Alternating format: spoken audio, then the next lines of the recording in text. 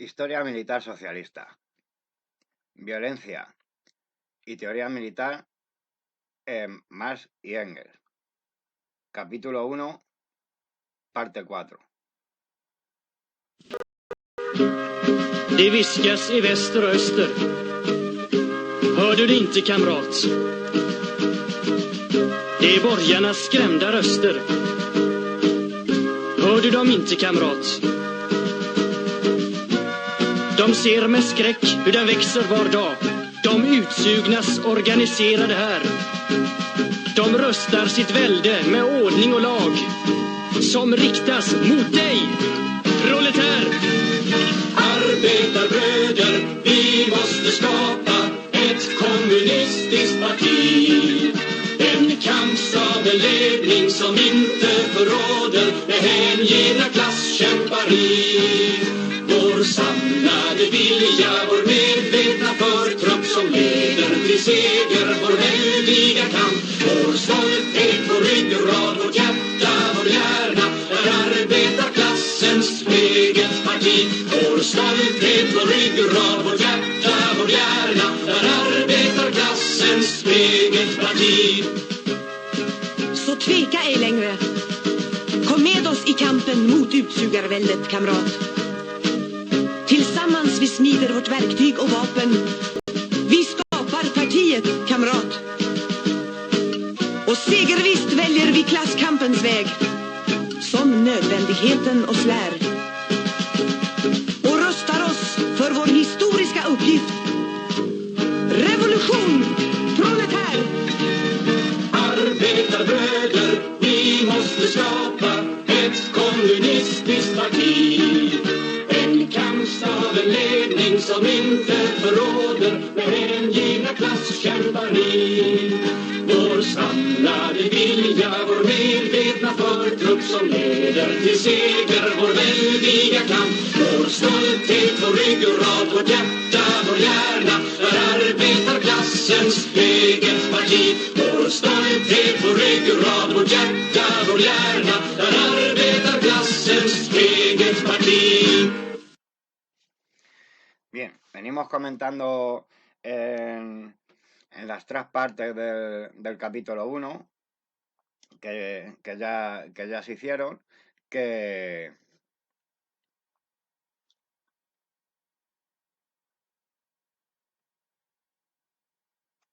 las teorías militares de Marx y Engels estaban sobre todo sustentadas en las experiencias revolucionarias en Europa de mitad del siglo XIX. Pero claro, ellos, o sea, ya hablando un poco más filosóficamente hablando de cómo entienden ellos la guerra, pues ellos lo que aportan sobre esta base de realidad bélica que ellos viven, pues es sus principios del materialismo histórico sobre todo sobre ideas, por ejemplo, como la de guerra justa, que también hemos tocado en otras partes. Si bien sobre la idea de guerra justa asociada, vamos a hablar sobre todo asociado en este caso a la idea de guerra defensiva, como que con el resultado de que es legítimo la defensa, o sea, hacer la violencia siempre que es en defensa propia o en este caso en defensa de un Estado, pues vamos, que eso se lo venían contemplando, digamos, pues todos los filósofos pues desde la antigüedad, pues digamos, hasta Marx y Engels. Y esto, bueno, pues se aplicaba, ¿no? Lo de que la guerra defensiva siempre era una guerra justa, pues se aplicaba siempre en torno a los estados, entendiéndolo siempre como el conjunto estatal. Y también entendiéndose de forma individual, ¿no? Pues cosas que versarían sobre los derechos derechos, sobre la justicia del uso de la violencia del hombre. Lo que vienen a aportar Marx y Engels con el materialismo histórico es que el concepto ese de guerra justa, incluso, o sea, el propio de guerra defensiva, pues, o sea, debe de enfocarse desde el punto de vista de la lucha de clases. Entonces, en este caso, o sea, una guerra justa no tiene mucho que ver en que si un país ha atacado a otro primero o ha sido el otro el que ha atacado al otro primero. Eh, la justicia en la guerra se ve en clave de clases sociales, ¿no?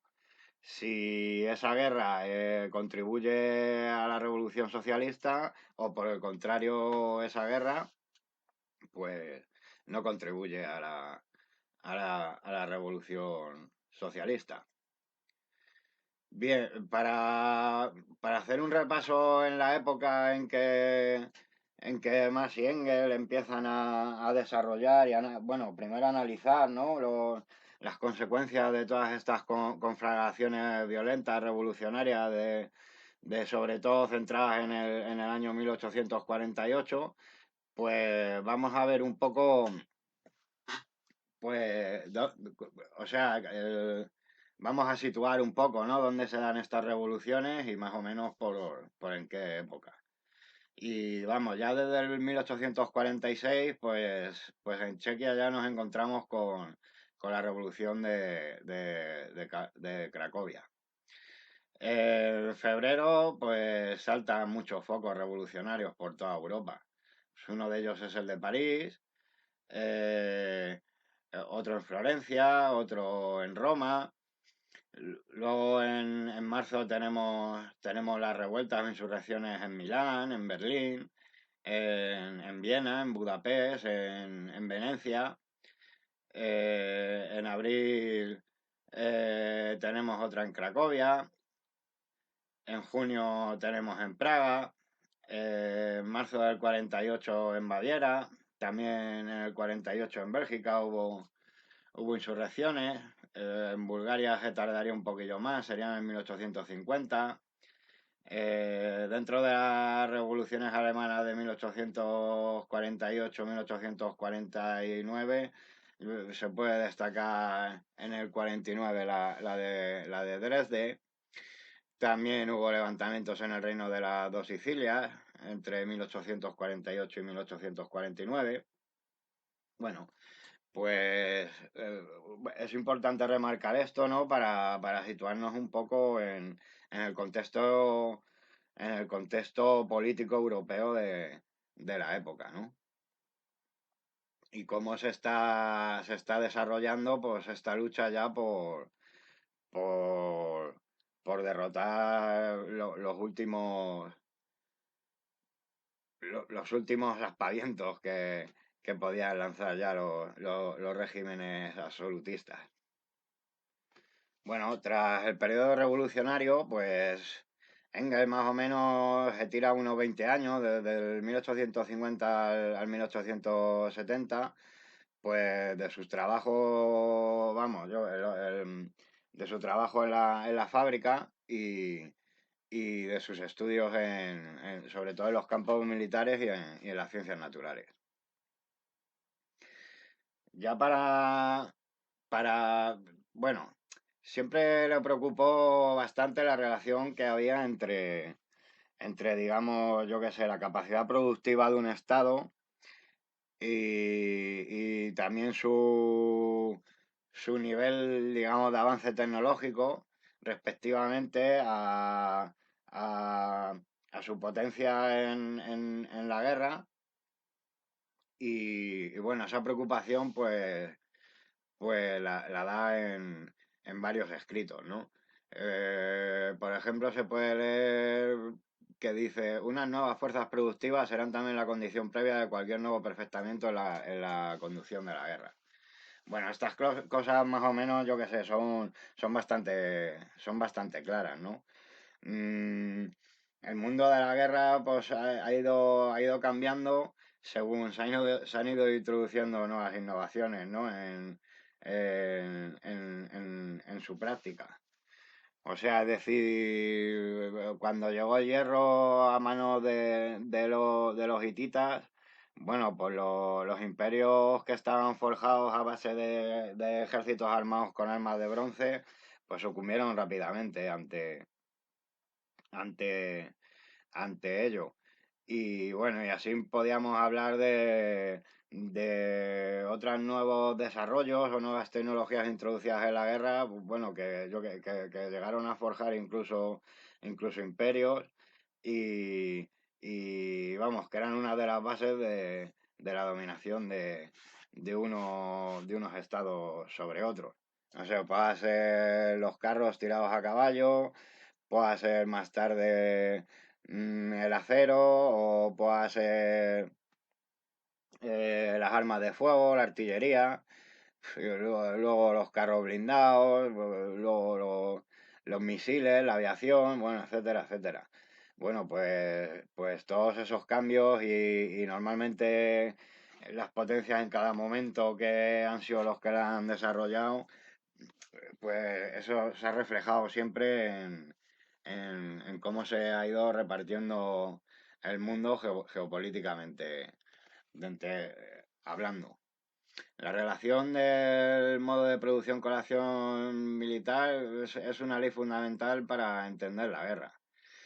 En la guerra revolucionaria es muy necesario controlar y adaptar el método de guerra con el tipo de producción existente, claro. La guerra revolucionaria se encuentra con el problema de que, claro, al esto no ser dueño del Estado ni manejar y controlar todos sus recursos, pues entonces no se puede apoyar en una, por ejemplo, en un país económicamente muy productivo que pueda sostener un ejército y una guerra determinada durante el tiempo, como pudiera ser, no sé, el ejército estadounidense en el Vietnam, ¿no? Pues imaginaos la cantidad de dinero que costaría mantener a toda la fuerza expedicionaria que allí había, a la que además de pagarle cierto sueldo, bueno, pues había que alimentar, había que ponerles médicos, había que ponerle material militar, que es bastante caro, había que ponerle gasolina a los carros de combate y queroseno a los aviones, pues, etcétera, etcétera. Entonces, claro, para que un país tenga la capacidad de ir a otro y poder ocuparlo a muchos kilómetros de distancia uno de otro, etcétera, etcétera, pues tiene que tener inevitablemente muy desarrollada la tecnología y tiene que ser un país con una productividad alta. ¿No? Para eso también se ve, no sé, la capacidad de los Estados Unidos, por ejemplo, en la construcción de barcos durante la Segunda Guerra Mundial, ¿no? Pues, pues claro, la guerra estaba apoyada en que el sector naval estadounidense tecnológicamente era muy avanzado, las fábricas estaban tecnológicamente también muy avanzadas, se podían construir barcos de bastante calidad y bastante rápido. O sea, todo eso pues influye en la guerra. Claro, todos estos recursos al final los controla la clase dominante por la que por la que el Estado existe y el resultado es ese. Ahora, claro, la guerrilla efectivamente se encuentra con los mismos problemas. Entonces, como que esta tiene que adaptar su medio vamos a llamar de sustentamiento, aunque a veces también lo llamo de producción, pues a sus posibilidades y bueno, y ser muy ingeniosa para intentar derrotar a un enemigo con una capacidad, digamos, logística y bueno, superior, en definitiva. Eh, Mal dice, los armamentos, la composición de sus fuerzas y su organización dependen sobre todo del estado que en ese momento hayan alcanzado la producción y las comunicaciones. O sea, y esto, bueno, lo dejamos ahí, pero vamos, que es como una ley de la guerra. Y si lo trasladamos a una ley de la guerra revolucionaria, pues, pues hay que tomarlo al dedillo. Las formas de combatir tienen que estar acordes a las posibilidades productivas y desarrollo tecnológico que uno pueda llegar a tener. Coger tácticas o estrategias digamos, de estados que tienen bajo sí una capacidad productiva muy grande y una tecnología muy desarrollada, bueno, pues es todo un error. La táctica y la estrategia de la insurrección y de la guerrilla pues se tienen que adaptar a su capacidad logística y de armamento. Como dijimos en anteriores vídeos, para Federico Engels las formas y métodos de luchar no nacen de las ideas brillantes de caudillos o generales notables, ya que estos, bueno, pues han ido trabajando con y sobre las capacidades económicas y tecnológicas bajo la bandera en la que hayan actuado, bajo el estado de dominación de clase por el cual trabajan y actúan. Históricamente la introducción del caballo en el campo de batalla, la tecnología del hierro frente al bronce, la introducción de las armas arrojadizas, la utilización de la pólvora para cañones, o sea, posteriormente los fusiles, el blindaje, la aviación, el radar, las telecomunicaciones, la guerra química, la guerra nuclear, pues todo eso han sido desarrollos que han revolucionado la estrategia y la táctica militar. Engels en el Anti-Düring de 1878 pues comenta que, dice, a comienzos del siglo XIV la pólvora llegó a la Europa occidental a través de los árabes y subvirtió, como saben los niños de escuela, todo el arte de la guerra. La introducción de la pólvora y de las armas de fuego no fue empero en modo alguno un acto de violencia, sino una acción industrial, es decir, un progreso económico. La industria es siempre industria, ya se oriente a la producción o a la destrucción de las cosas, y la introducción de las armas de fuego tuvo efectos radicalmente transformadores no solo en el arte mismo de la guerra, sino también en las relaciones políticas de dominio y vasallaje. Para conseguir pólvora y armas de fuego hacían falta una industria y dinero, y los que poseían las dos cosas eran los habitantes de las ciudades, los burgueses. Por eso, las armas de fuego fueron desde el principio armas de las ciudades y de la ascendente monarquía, que se apoyaba en las ciudades contra la nobleza feudal. Las murallas de piedra de los castillos de la nobleza, hasta entonces inexpugnables, sucumbieron ante los cañones de los ciudadanos, y las balas de las burguesas escopetas atravesaron las armaduras caballerescas. Con la espada, caballería aristocrática, se hundió también el dominio de la nobleza. Con el desarrollo de la clase urbana, la infantería y la artillería van convirtiéndose progresivamente en las armas decisivas. Obligado por la artillería, el oficio de la guerra tuvo que añadirse una sección nueva y completamente industrial, la de los ingenieros.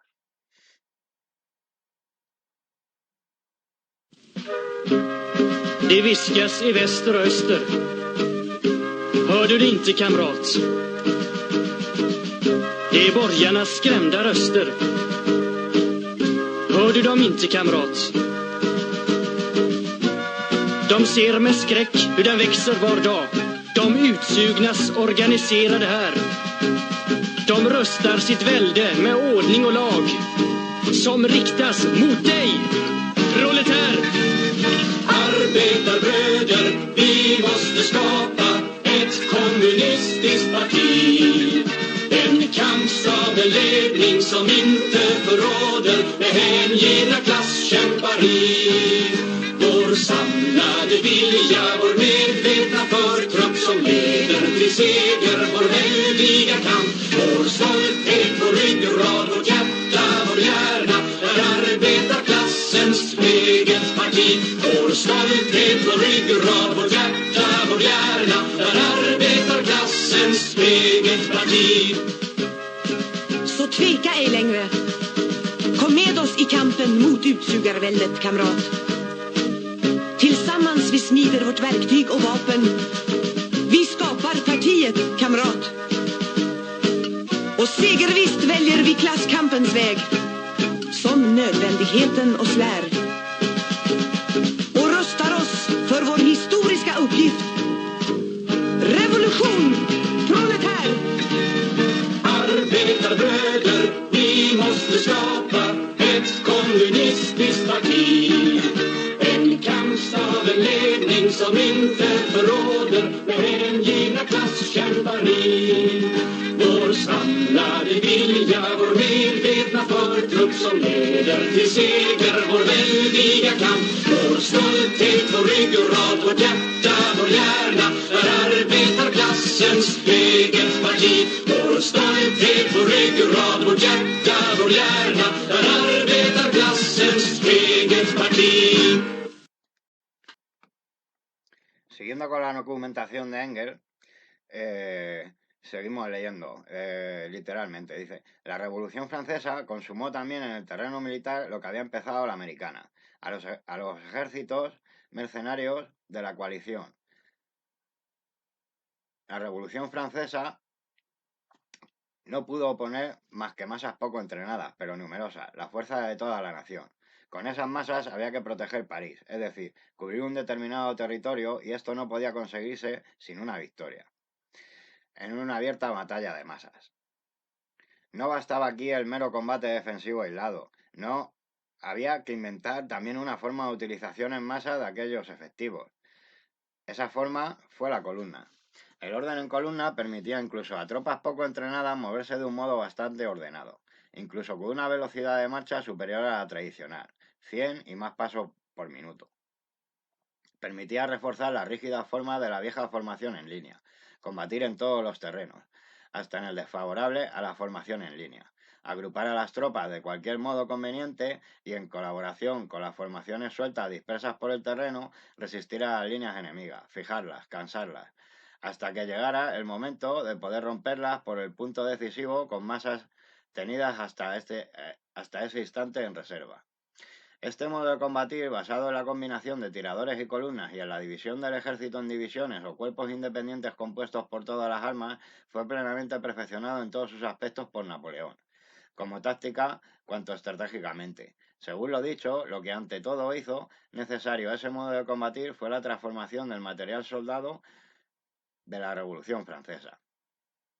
Pero tenía además dos importantes presupuestos técnicos. Primero, el cureñado más ligero de la artillería de campaña inventado por Gribeauval, innovación que posibilitó el rápido movimiento de esas piezas, y segundo, la depresión de la culata del fusil, tomada de la escopeta de caza introducida en Francia en 1777. Hasta entonces la culata era prolongación rectilínea del cañón. La innovación permitió apuntar a un solo hambre sin fallar, necesariamente el blanco. Sin este progreso habría sido imposible el papel del tirador suelto. El revolucionario sistema representado por el pueblo entero en armas quedó pronto limitado a un reclutamiento obligatorio, con la posibilidad para los mozos acomodados de hacerse sustituir mediante un pago. Y en esta forma fue asimilado por la mayoría de los grandes estados del continente. Solo Prusia, con su sistema de ejército territorial, intentó recoger en masa la capacidad combativa del pueblo. Prusia fue además el primer estado que dotó a su infantería. Tras el breve papel desempeñado entre 1830 y 1860 por el fusil rayado cargado por delante. Con el arma más reciente, el fusil rayado y cargado por detrás, o de retrocarga, dice, a esas dos innovaciones debe sus éxitos en 1866. Claro, es la lógica. Él habla cómo se empiezan a imponer los ejércitos de tipo nacional sobre los otros que eran un poco más de tipo, no vamos a, de tipo de la edad moderna. O sea, es decir, siguiendo esta lógica, no sé por qué hoy casi todos los países, digamos, con las mayores rentas per cápita y productos interior brutos, casi todos han defenestrado el servicio militar obligatorio? Ya, porque ya los tipos de guerra que se hacen hoy día, pues no precisan de ese sistema, ¿no? Del sistema ese de leva obligatoria. La guerra asimétrica moderna, pues necesita más de otros tipos de combatiente, un combatiente especializado que esté permanentemente entrenándose, o sea, que esté en el ejército, pues, durante un tiempo estimable porque ahora se necesitan soldados mucho más formados porque manejan equipos mucho más complicados y, y bueno, todo ello, o sea, la práctica casi total ahora mismo o bien de guerra bastante pequeñas o de guerra de tipo asimétrico, junto digamos, bueno, todo esto tiene que ver con el desarrollo también de las bombas nucleares y de la guerra nuclear, que más o menos lo que ha hecho es impedir que se forme otra guerra del tipo la Segunda Guerra Mundial, ¿no? En las que las grandes potencias de verdad del planeta se terminan enfrentando. Pues, la disuasión nuclear y los problemas modernos más centrados en guerras a pequeña escala o focalizadas en países, digamos, más pobres, por decirlo de alguna manera, o bien por guerras de tipo de guerrillas o guerras insurreccionales, pues hombre, exigen también otro tipo de planteamientos en los ejércitos, que normalmente han reducido su plantilla y se va apostando más por la calidad del combatiente que por la cantidad. Bueno, todo tiene también su reflejo político, etcétera, etcétera. Bueno, me desvía un poco. Bueno, pues siguiendo con esto, vamos a hablar un poco sobre la obra militar de Engels, ¿no? Para que así, quien quiera investigar, quiera leer, quiera corroborar cosas, pues bueno. Eh, la obra militar de Engels es muy extensa en lo que toca a literatura militar. Y bueno, tiene muchos artículos, o sea, voy a decir así unos cuantos, los que creo que son como más importantes. Y por ejemplo, entre ellos está las batallas en las calles de París en 1848, escrito para la Nueva Gaceta Renana en junio de 1848. Bueno, en ese mismo periódico escribió otros artículos más que versaban sobre temas militares. Luego tiene la guerra en Italia, también en la Nueva Gaceta Renana en 1849. Luego importantes son los artículos llamados Revolución y Contrarrevolución en Alemania, que fueron escritos en varias entregas para el New York Daily Tribune en 1852 y donde se explica sobre todo los acontecimientos revolucionarios habidos en Alemania, en Austria y en Chequia. De los años, o sea, de las revoluciones en el 848 y 849. Escritos sobre la guerra de guerrillas en España, también los tiene. Son escritos que hizo junto con Marx bueno, fueron publicados, estaban hechos para el New York Daily Tribune en 1854. Luego tiene también escritos sobre la guerra de Crimea para el mismo periódico, también el mismo año. Y el mismo año escribe un pequeño artículo sobre el ejército español y también sobre la organización militar británica. Ambos están publicados en la Neue Oder Zeitung en 1855. Habla también sobre la guerra en Asia en un artículo para el New York Daily Tribune en 1856. También otros escritos serían sobre la guerra en las montañas antes y después, para el mismo periódico en el 1857. escribió una serie de artículos sobre las campañas de Garibaldi en Sicilia y en general por el sur de Italia, para también el periódico neoyorquino. Esto fue en 1860. También escribió sobre la Guerra Civil Norteamericana. Esos escritos aparecieron en el Voluntary Journal of Lancashire and Cheshire en 1861 en Inglaterra, y también aparecieron en la prensa, en Die Press, en 1862. Sobre la guerra austro-prusiana de 1866 eh, aparecerán artículos suyos en el Manchester Guardian. También en el mismo aparecerán sus famosos escritos sobre la guerra de guerrillas, que bueno, que en realidad es una reducción, bueno, que luego lo reeditarán en Londres la Gaceta Palmar el 11 de noviembre de 1870. Sobre la situación militar en Francia en el periodo del 870 a 871, durante la guerra franco-prusiana, también tiene escritos sobre la Comuna de París. Estos ya son de la época de que escribían para la Gaceta londinense Palmar. Y bueno, y también podemos destacar las memorias que hace sobre el levantamiento en España en el verano de 1873, escrito también conocido como Los Bakuниnistas en Acción, y bueno, que es una crítica de Engels a cómo están desarrollando los que él llama los bakuninistas de España durante lo que fue la revolución de 1871 durante la Primera República.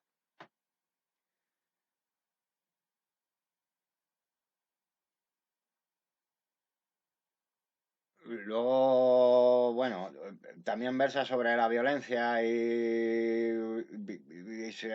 se puede decir que habla algo sobre teoría militar en la revolución de la ciencia de Eugenio Düring o el anti-Düring. Es ahí donde sobre todo trata el fenómeno de la violencia en términos filosóficos y lo hace en oposición a los conceptos idealistas de Düring. O sea, y eso lo vimos un poco en el capítulo 1. En resumen, vamos, Engels decía algo así, que mientras hubiera una sociedad donde había injusticia y explotación de uno sobre el otro, existía ya de por sí la violencia y, y que por eso, no sé, las ideas de paz que sostenía Feuerbach, o sea, eran totalmente idealistas porque pensaba que se podía desarrollar la paz dentro de, digamos, de un desarrollo de la humanidad que está inmiscuido dentro de una lucha de clases con intereses totalmente contrarios. Bueno, también se puede leer algo en el papel de la violencia en la historia y, y bueno, pues eso es un poco así un resumen, un repaso de los escritos militares de Federico Engels. Para terminar un poco con la figura de Engels y eso, pues vamos a leer un par de citas, una que pertenece al anti-Düring y otra que pertenece a el programa de los emigrados blanquistas de la Comuna, escrito publicado en Berlín en 1874 en el Volksstadt. Y en la primera cita dice algo así como: el señor Düring no sabe una palabra de que la violencia desempeña también otro papel en la historia, un papel revolucionario, de que según la palabra de Marx es la comadrona de toda vieja sociedad que anda grávida de otra nueva. de que es el instrumento con el cual el movimiento social se impone y rompe formas políticas enrijecidas y muertas. Solo con suspiros y gemidos admite la posibilidad de que tal vez sea necesaria la violencia para derribar la economía de la explotación del hombre. Por desgracia, pues toda la aplicación de la violencia desmoraliza al que la aplica. Esto hay que oír. Esto hay que oír. Cuando toda revolución victoriosa ha tenido como consecuencia un gran salto moral y espiritual. Y hay que oírlo en Alemania, donde un choque violento, que puede imponerse inevitablemente al pueblo, tendría por lo menos la ventaja de extirpar el servilismo que ha penetrado en la conciencia nacional como secuela de la humillación sufrida en la Guerra de los 30 años. Y esa mentalidad del predicador, pálida, sin savia y sin fuerza, pretende imponerse al partido más revolucionario que conoce la historia. Y bueno, y del programa de los emigrados blanquistas de la comuna, pues, pues cogemos esta cita que dice: de la idea blanquista de que toda revolución es obra de una pequeña minoría revolucionaria, se desprende automáticamente la necesidad de una dictadura inmediatamente después del éxito de la insurrección.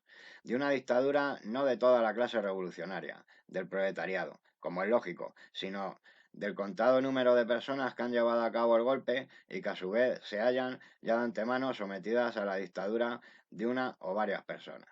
Bueno, pues esto perfectamente podía ser aplicable a la Cuba de los Castro, que es una cuestión, y bueno, no me quiero desviar mucho del tema, pero que es una cuestión hasta que reconoce el propio Che Guevara cuando hace una autocrítica y habla de la burocracia de los verde olivo. Verde olivo lo dice por el uniforme, ¿no?, que llevaban ellos, o de los barudos, ¿no? Pero bueno, esto lo podemos comentar más adelante, ¿no? Y también, hombre, esta cita es importante porque se la puede confrontar con la práctica de luego muchos grupos que se han denominado comunistas y, y bueno, y digamos que han actuado más de forma como aquí define Engels, que lo hacen los, los blanquistas. Y bueno, para ir terminando, pues vamos a hablar también un poco de los escritos en torno a temas militares, así en general, pues de Carlos Marx. Bueno, Carlos Marx tiene varios escritos sobre la guerra de independencia de España. Por ejemplo, tiene una serie de artículos también llamados La España Revolucionaria y varios artículos publicados junto a Engels en el New York Daily Tribune en 1854 sobre la situación en España, como Guerra de guerrillas en España, publicado por primera vez en el New York Daily Tribune el 30 de octubre de 1854. Luego más también colaboró en artículos junto a Engels sobre la guerra en Italia en 1849 para la Nueva Gaceta Renana. Y también en esta misma publicación en 1848 colaboró con Engels en la serie de artículos sobre el movimiento revolucionario de París. Sobre la violencia también habla en La ideología alemana, que bueno, se considera un libro compartido con Engels. Y bueno, y ahí lo dejo, no quiero entrar en polémicas historiográficas que hay al respecto. Bueno, porque digo que algunos consideran que este libro lo escribió solo Engels, o bueno, otros consideran que Engels lo escribió en base a las notas de Marx, o que bueno, en fin.